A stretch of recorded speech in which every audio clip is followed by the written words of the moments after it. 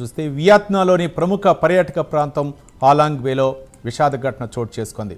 టూరిస్టులతో వెళ్తున్న బోటు బోల్తా పడటంతో పలువురు మృతి చెందగా మరికొందరు గల్లంతయ్యారు. బోట్లో మొత్తం 32 మంది ప్రయాణికులు ఉన్నట్లు సమాచారం.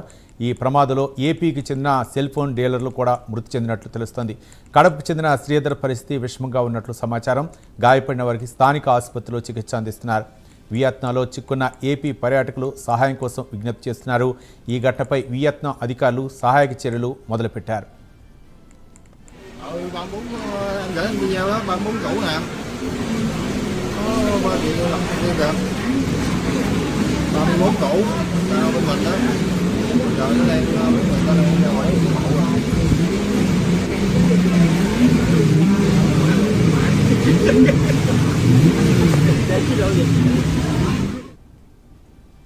వియత్నాం బోటు ప్రమాద ఘటన నేపథ్యంలో బాధితుల సహాయం కోసం హెల్ప్ లైన్ నెంబర్లు ఏర్పాటు చేశారు.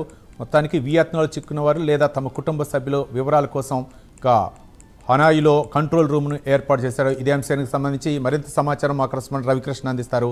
రవికృష్ణ.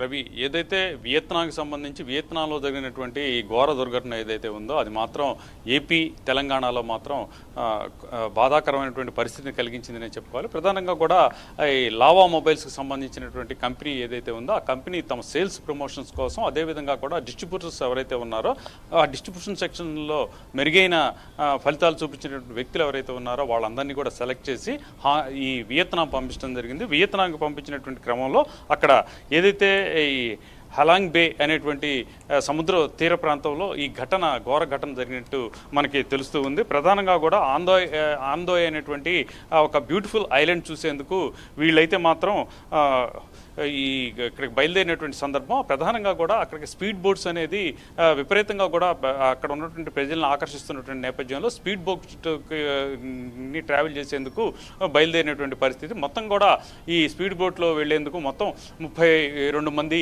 ప్రయాణికులు అయితే ఉన్నారు. వీళ్ళతో పాటుగా కూడా 3 అయితే సిబ్బంది ఉన్నటువంటి నేపథ్యం. దీంతో ఒక్కసారిగా కూడా స్పీడ్ బోటు వెళ్తున్నటువంటి సందర్భంలో అక్కడ విపరీతంగా వచ్చినటువంటి గాలులు అదేవిధంగా అలల తాకిడి ఉధృతంగా మారటంతో ఒక్కసారి ఆ స్పీడ్ బోటు అయితే మాత్రం బోల్తా పట్టడంతో అక్కడికక్కడే దరిదాపు కూడా 10 మంది గల్లంతైనటువంటి పరిస్థితి కనపడింది. ప్రధానంగా మచిలీపట్నానికి చెందినటువంటి జయశ్రీ మృతి చెందారు. అదేవిధంగా కూడా కడపకు సంబంధించినటువంటి మరో వ్యక్తి కూడా డీలర్ కూడా మృతి చెందడం, జయశ్రీ భర్త కూడా తీవ్రంగా కూడా గాయపడినటువంటి సంఘటన అయితే చోటు చేసుకుంది. మొత్తానికి మరో 4 ఏపీకి సంబంధించినటువంటి వ్యక్తులు అయితే మాత్రం ఈ ప్రమాదంలో ఇంతమటికి కూడా వాళ్ళ ఆచూకీ కూడా లభ్యం కాలేదు. ఆ 4 కూడా వాళ్ళని రెస్క్యూ చేసేందుకైతే మాత్రం తీర ప్రాంతానికి సంబంధించి మొత్తంగా కూడా గస్తీ దళాలు మొత్తం అక్కడికి వచ్చి ప్రజెంట్ అయితే సర్చ్ నిర్వహిస్తున్నటువంటి పరిస్థితి కనపడుతుంది.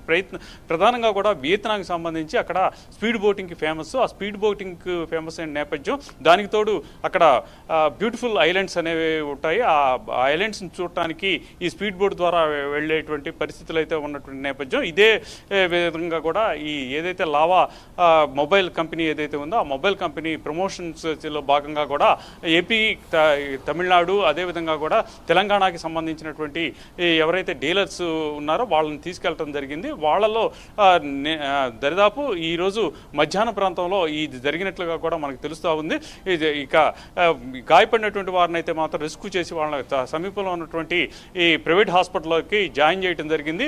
వెంటనే ఇండియన్ ఎంబసీ కూడా స్పందించింది. ఇండియా ఎంబసీ స్పందించడమే కాకుండా స్పెషల్గా కూడా వాళ్ళకైతే మాత్రం ట్రీట్మెంట్ ఇప్పిస్తున్నటువంటి ఈ పరిస్థితులు అయితే ఉన్నాయి. అదేవిధంగా కూడా స్పెషల్ సెల్ కూడా ఏర్పాటు చేసి అక్కడ గాయపడినటువంటి వారిని ఆచూకీ లభించినటువంటి వ్యక్తులు ఎవరైతే ఉన్నారో వాళ్ళకి సంబంధించి కూడా వాళ్ళ బంధువులతో కూడా ఎప్పటికప్పుడు కాంటాక్ట్లో ఉంది. ఇప్పటికే ఈ హెల్ప్ లైన్కి సంబంధించినటువంటి ఫోన్ నెంబర్స్ని కూడా ఇవ్వటం అనేది జరిగింది.